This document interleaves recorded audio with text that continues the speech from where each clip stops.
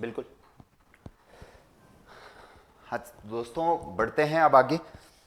पिछली क्लास में जो हम डिस्कस कर रहे थे वो हम डिस्कस कर रहे थे गुरुत्वीय त्वरण के बारे में कि गुरुत्वीय त्वरण के मान में परिवर्तन कैसे होता है, गुरुत्वीय त्वरण का मान कितना होता है, और गुरुत्वीय त्वरण के मान में परिवर्तन का एक सिंपल सा कॉन्सेप्ट हमने पृथ्वी के आकार के कारण देख लिया था। आज हम जी के मान में जो परिवर्तन देखते हैं वो आगे देखेंगे कि किसके कारण और होता है।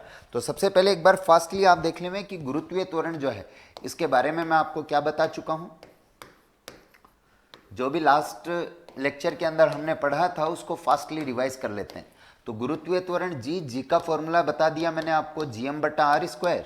और जब इसको हमने सिंप्लीफाई किया था तो जी का वैल्यू आया था आपके पास 9.8 मीटर पर सेकंड स्क्वायर, जिसको कि लगभग आप लोगों ने क्या ध्यान रखना है, 10 मीटर पर सेकंड स्क्वायर।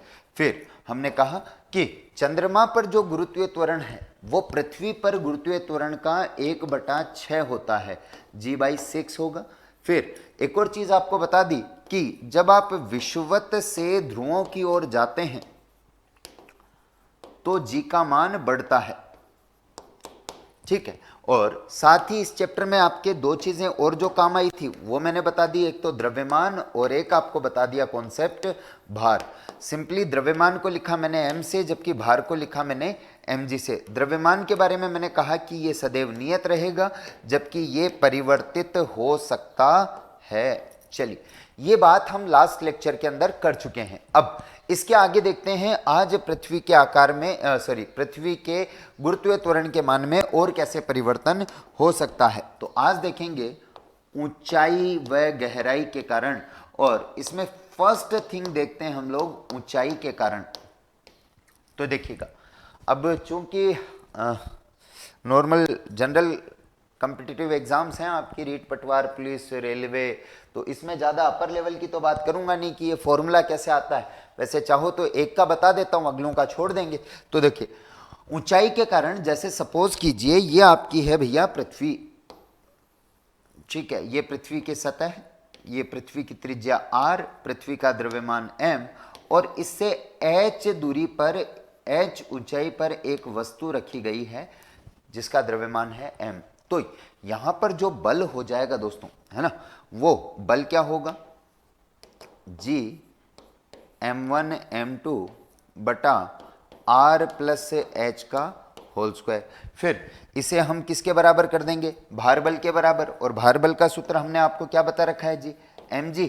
तो m से m कैंसिल हो जाएगा, तो यहां पर g डैश का जो फॉर्मूला आएगा आपके पास वो बनेगा gm/r प्लस h का होल स्क्वायर। या इसको जब हम आगे सिंप्लीफाई करते हैं तो G dash equals to g1 plus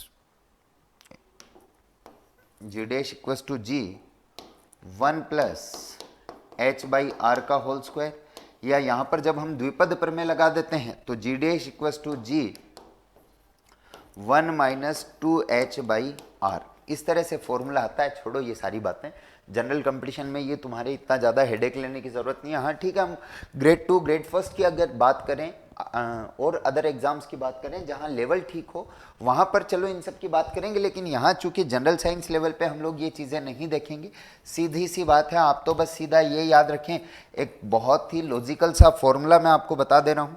क्या याद रखना है, G dash equals to g1 plus h/r का होल स्क्वायर, या दोस्तों कह दीजिए G dash equals to g1 minus 2h/r। अब देखो, आपने जी का फॉर्मूला क्या पढ़ा था, आपने जी का फॉर्मूला पढ़ा कि g इक्वस टू gm/r²। ध्यान दीजिएगा। अब देखो यार, दूरी बढ़ रही है, पहले देखो दूरी केवल इतनी है, अब देखो दूरी बढ़ चुकी है। अब देखो यार, जब दूरी बढ़ जाएगी तो जी का मान क्या हो जाएगा, कम हो जाएगा। मतलब आपको ध्यान क्या रखना है कि पृथ्वी सतह से ऊंचाई पर जाने पर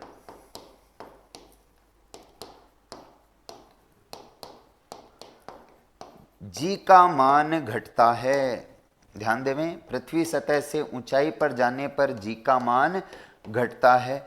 तो बच्चा क्या सोचता है कि साहब ऊंचाई पर जा रहे हैं तो जी का मान घटेगा, तो गहराई में जाएंगे तो जी का मान बढ़ेगा। नहीं, बिल्कुल गलत जवाब। अरे देखो, चाहे ऊंचाई पर जाओ चाहे गहराई में जाओ, जी का मान तो हमेशा घटता ही है। समझा दे रहा हूं। चलिए, आपने जब ये फॉर्मूला देखा आपका कि G dash equals to G 1-2h बटा आर, तो देखो जैसे जैसे ऊंचाई बढ़ेगी वैसे वैसे ये चीज इसमें से क्या होती जा रही है भाई, माइनस होती जा रही है, और माइनस होती जा रही है। इसका मतलब जी का मान ओवरऑल क्या होगा, घटेगा।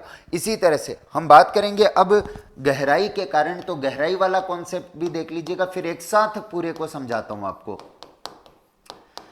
अब देखें यार, गहराई के कारण क्या कॉन्सेप्ट रहेगा, तो गहराई वाली बात को इस तरह से समझिएगा कि सपोज कीजिए ये पृथ्वी की त्रिज्या r है।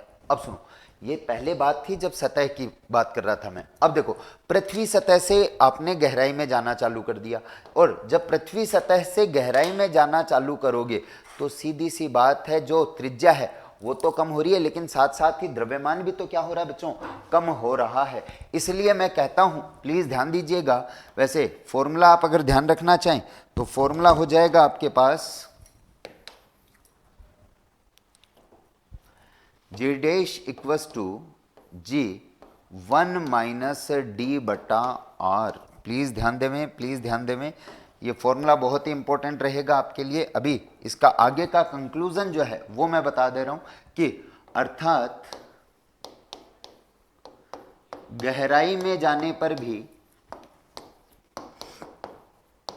गहराई में जाने पर भी जी का मान घटता है।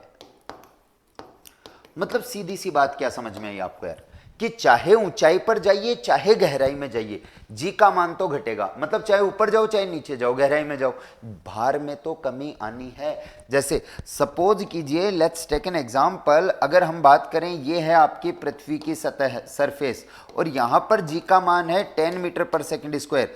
तो प्लीज जरा ध्यान से इस तरह से समझिएगा इस बात को कि गहराई में जाइए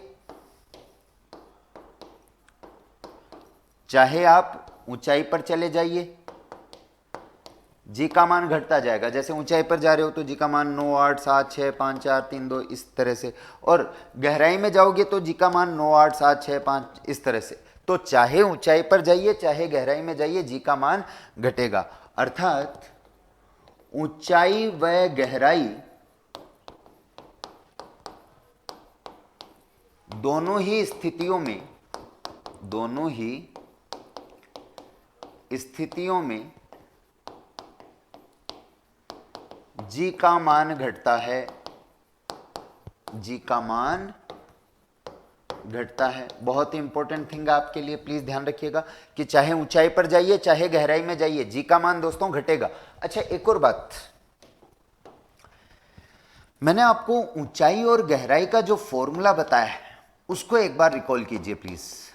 देखो, ऊंचाई के कारण तो क्या मैंने बोला, G dash equals to G 1-2h बटा आर, जबकि गहराई वाला बोला हमने आपको G dash equals to G 1-d बटा आर। ये जो दो फॉर्मूला हैं, अब इनसे थोड़ा ध्यान से चीजों को समझने का प्रयास कीजिएगा। देखो, बात क्या कहना चाह रहा हूं यार, इधर देखो, अगर यहां अगर आप लोग देखें तो देखो 10 किलोमीटर ऊंचाई पर गए सपोज करो, तो कमी कितने की आ गई, 10 दूनी 20। लेकिन अगर यहां पर 10 किलोमीटर गहराई में गए तो कमी कितने की आई है, क्योंकि अपोन में आर तो दोनों के सेम है। देखो, दोनों फॉर्मूलाज को देखिए, अंतर केवल इस दो का है। इसका मतलब क्या हुआ कि ऊंचाई पर अगर आप जाते हो तो दुगनी कमी आती है, किसकी तुलना में, गहराई की तुलना में। तो इस बात को ध्यान रखना। और फिर यहां से एक इंपॉर्टेंट कॉन्सेप्ट बताऊंगा, गहराई की तुलना में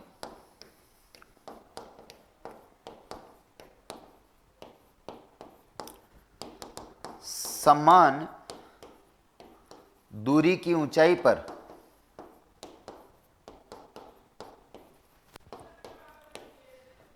जी के मान में दुगनी कमी आती है, जी के मान में दुगनी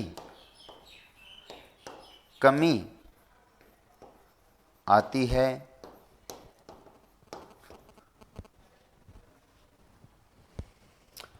इस बात को ऐसे समझिए, जैसे एक क्वेश्चन से आपको समझाता, यदि पृथ्वी सतह से 5 किलोमीटर ऊंचाई पर जाने पर जी के मान में जितनी कमी आती है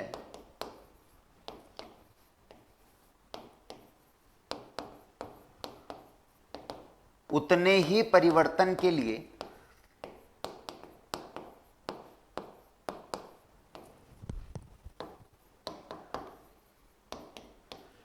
कितनी गहराई में जाना होगा, कितनी गहराई में जाना होगा। And the options are 2.5 kilometre, 5 kilometre, 10 kilometre, and the option D is none of the above. चलिए, यह आपका क्वेश्चन है। अब देखिएगा जरा ध्यान से, क्या बोला जा रहा है। यदि पृथ्वी सतह से 5 किलोमीटर ऊंचाई पर जाने पर जी के मान में जितनी कमी आती है उतने ही परिवर्तन के लिए कितनी गहराई में जाना होगा। तो देखिएगा यहां पर हमने आपको क्या बताया कि समान परिवर्तन के लिए ऊंचाई पर जी के मान में दुगनी कमी आती है। मतलब जैसे सपोज कीजिए आपसे यहां पर पूछ रहा है कि 5 किलोमीटर ऊंचाई पर जितना परिवर्तन आ रहा है उतना ही परिवर्तन कितनी गहराई में। तो गहराई में तो क्या करना पड़ेगा, आपको डबल जाना पड़ेगा कि जो परिवर्तन ऊंचाई पर 5 किलोमीटर में आ जाता है, क्योंकि वहां पर फॉर्मूला क्या था आपका 1 - 2h/r, जबकि गहराई वाले केस में क्या था g = 1 - d/r। तो देखो यहां ऊंचाई वाले केस में देखो, अगर मैं यहां पर ऊंचाई पर 5 लेता हूं तो 5 दूनी 10, इसका मतलब गहराई में मेरे को कितना जाना पड़ेगा 10 किलोमीटर। तो ये इस तरह से आप ऐसे क्वेश्चंस को हल कर पाएंगे। बहुत ही फेवरेट सा क्वेश्चन है, प्लीज ध्यान दीजिएगा। इसी के साथ चलिए और कुछ अच्छे क्वेश्चंस की बात कर लेता हूं। जी का मान अधिकतम होगा, या कई बार जी का मान ना देखे आपको पूछ लेता है भार का मान अधिकतम होगा, ऐसे पूछ लेगा।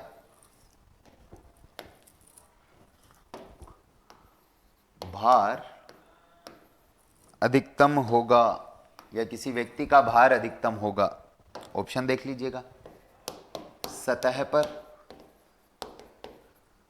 पहाड़ पर, कुएं में, या सभी जगह समान। सभी जगह है समान। तो देखिएगा दोस्तों, सभी जगह समान तो होगा नहीं, ऊंचाई पर जाएं या गहराई में जाएं जी के मान में कमी आती है। तो पहाड़ों पर मतलब ऊंचाई पर, कुएं में मतलब गहराई में, यहां पर तो जी के मान में क्या आएगी साहब, कमी आएगी। इसका मतलब सर्वाधिक कहां पर होगा, सतह पर होगा। साथ ही दोस्तों और बात करें यहीं पर, प्लीज देखिएगा जरा ध्यान से, एक बहुत ही नॉर्मल सी चीज देखिएगा। सपोज कीजिए यार ये है आपकी पृथ्वी,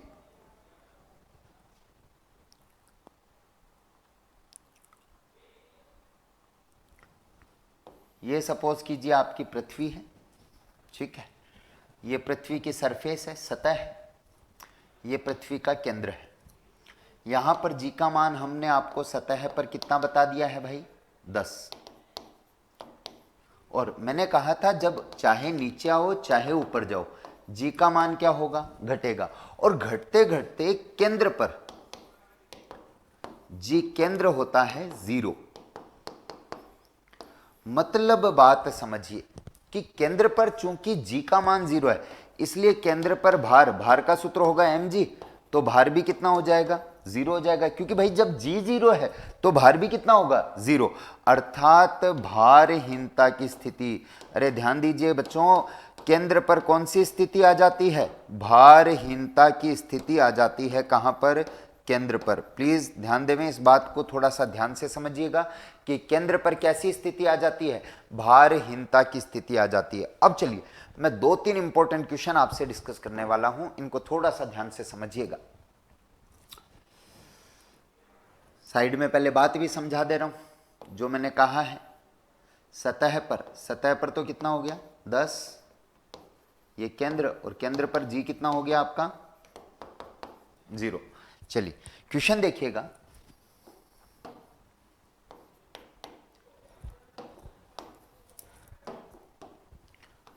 क्वेश्चन देखें, जब किसी वस्तु को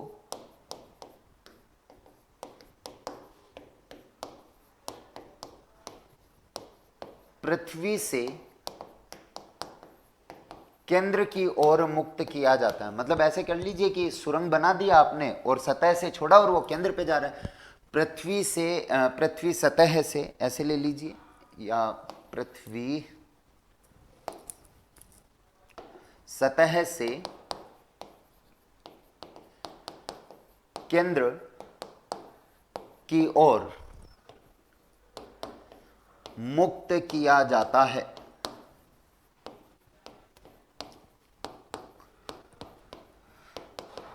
तो केंद्र पर इसका द्रव्यमान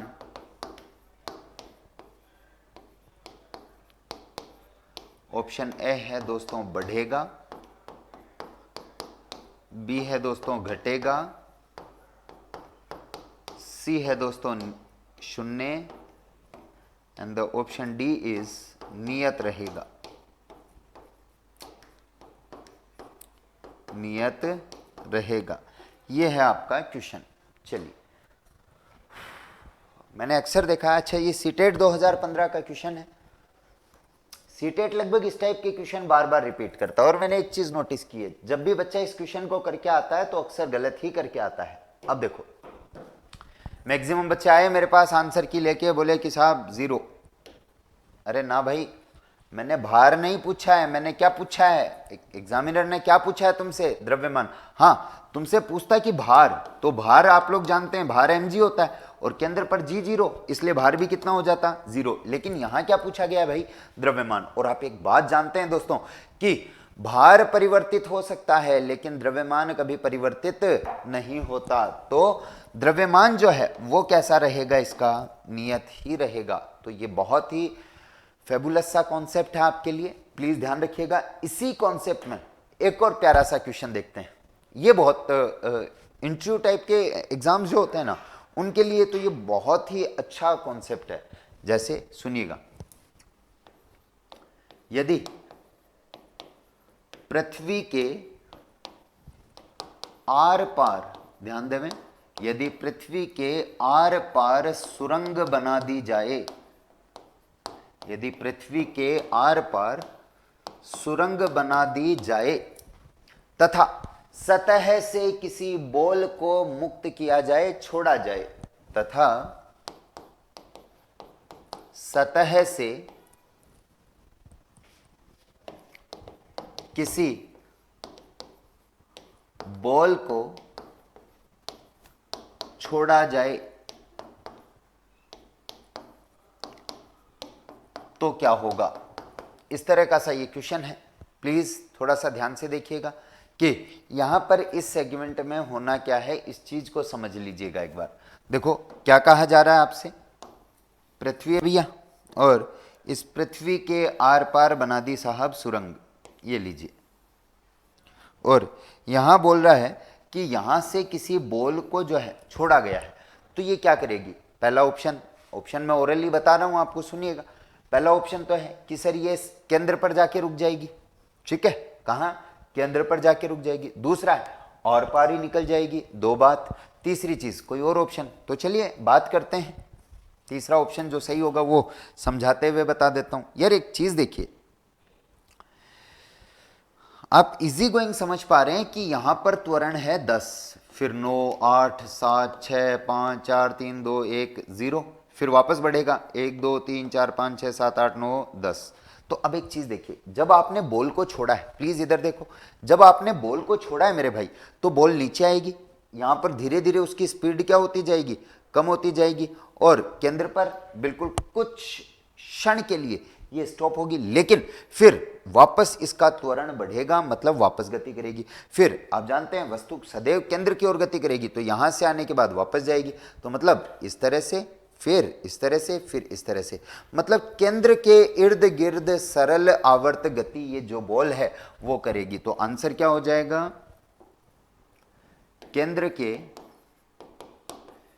इर्द गिर्द, ध्यान देवें, केंद्र के इर्द गिर्द सरल आवर्त गति, सिंपल हार्मोनिक मोशन, सरल आवर्त गति जो है ये करेगी। तो ध्यान देवें, ये केंद्र के इर्द गिर्द जो है ये सरल आवर्त गति जो है ये आपकी वस्तु करने लग जाएगी। चलिए इसके बाद अगला कॉन्सेप्ट आप देखेंगे कि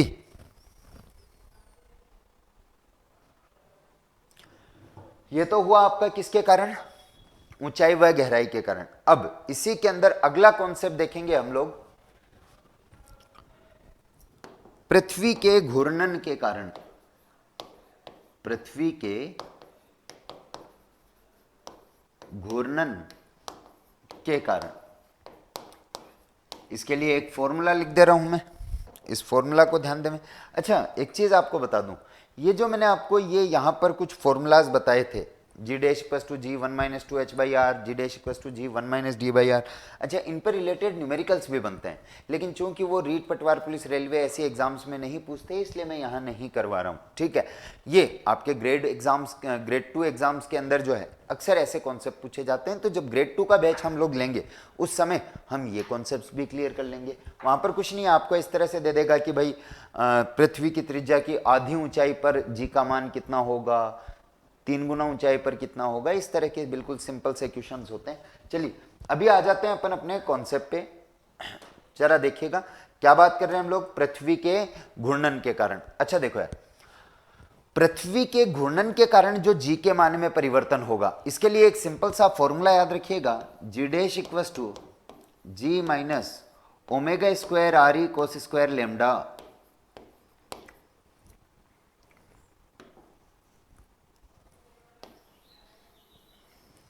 ठीक है, G dash equal to G minus omega square R E cos square lambda. तो यहां पर एक चीज देखो यार आप लोग, अगर ओमेगा, ओमेगा है यहां पर घूर्णन चाल, कोणीय चाल, ओमेगा अगर बढ़ेगा तो यहां कोई ना कोई चीज माइनस हो रही है यार। अगर ये चीज बढ़ जाएगी तो सीधी सी बात है ओमेगा बढ़ेगा, इसका मतलब जी का मान घटेगा, और अगर ओमेगा का मान घटेगा तो जी का मान बढ़ जाएगा, या जी डैश का मान जो है वो बढ़ जाएगा। मतलब क्या ध्यान रखना है कि पृथ्वी की अगर घूर्णन चाल बढ़ेगी तो जी का मान घट जाएगा। और एक बहुत ही प्यारा सा कॉन्सेप्ट आपको यहां पर ध्यान रखना है, यदि पृथ्वी अपनी वर्तमान कोणीय चाल, वर्तमान कोणीय चाल कि 17 गुना से घूर्णन करे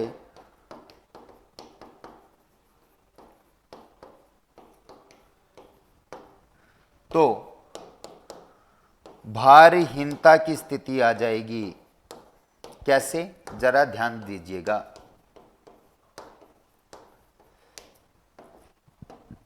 यहां क्या कहा भैया कि आपका जो ओमेगा है, ओमेगा बढ़ते बढ़ते कितना गुना हो गया है, 17 गुना, तो जी डैश भी कितना हो जाएगा, 0 हो जाएगा। और जब जी डैश 0 हो जाएगा तो भार तो वैसे ही कितना हो जाएगा, 0 हो जाएगा, और भार 0 हो जाएगा तो भारहीनता की स्थिति आ जाएगी। अब यार एक और चीज, यहीं पर हम एक और काम की बात जो है वो डिस्कस करते हैं। पृथ्वी अपनी वर्तमान कोणीय चाल का 17 गुना तेज घूम रही है, मतलब इस तरह से समझ लीजिए, दिन रात वाली सी बात है ना। अभी सपोज कीजिए ये दिन है और ये रात है, तो सपोज करो प्यारे बच्चों अभी 12 घंटे का दिन, 12 घंटे की रात, 12 घंटे का दिन, 12 घंटे की रात, अभी जो वर्तमान कोणीय चाल है उसके हिसाब से। लेकिन अगर पृथ्वी अपनी कोणीय चाल का 17 गुना से घूमना प्रारंभ कर दे, तो 17 गुना से घूमेगी, इसका मतलब तेज तेज तेज तेज तेज तेज घूमेगी, तेज तेज घूमेगी, तो दिन रात की अवधि जो है वो कम हो जाएगी। तो ध्यान देवें, भारहीनता की स्थिति में दिन रात की अवधि कम हो जाएगी, आवर्तकाल कम हो जाएगा, सीधी सी बात है, दिन रात की अवधि कम हो जाएगी। और ये कितनी हो जाएगी, इस फिगर को भी डायरेक्ट याद रखिएगा। ये हो जाएगा भैया, अभी 24 घंटे का दिन रात होता है, उसके बाद 1.41 घंटे का दिन रात हो जाएगा, या यूं कह दीजिए 84.6 मिनट के दिन और रात दोनों हो जाएंगे, 42 मिनट के लगभग दिन, 42 मिनट की रात। या इसको सेकंड में अगर कन्वर्ट करोगे तो 5076 सेकंड का दिन और रात दोनों हो जाएगा। तो प्लीज ध्यान दीजिएगा। तो कुल मिला के आपको यहां पर जो बात ध्यान रखनी है वो बात हम आपको इस तरह से बता चुके हैं कि अगर पृथ्वी की कोणीय चाल अगर परिवर्तित होती है तो उस या घूर्णन चाल अगर परिवर्तित होती है तो जी के मान में किस प्रकार से परिवर्तन होता है। ठीक है, होप समझ में आया होगा। ध्यान रखिएगा इन बातों को, एग्जाम पॉइंट ऑफ व्यू से बहुत ही इंपॉर्टेंट है। Okay, thank you guys.